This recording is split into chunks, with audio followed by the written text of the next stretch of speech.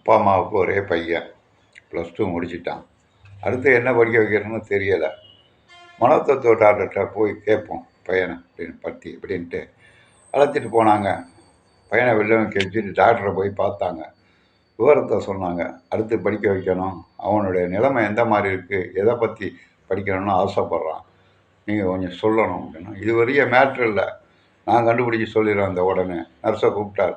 அம்மா ஒரு சுத்தியல் கொண்டா, ஒரு ஸ்க்ரூ டிரைவர் கொண்டா, ஒரு ஆமார், ஒரு குரடு கொண்டானார். 3ஐயும் கொண்டாந்து வச்சுது அந்த அம்மா.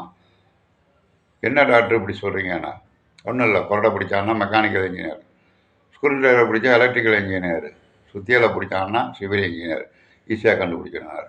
பையனை கூப்பிடுங்கன்னாரு. பையனை கூப்பிட்டான். அப்பா இதில் எது பிடிக்குது உனக்கு அப்படின்னு கேட்டார்.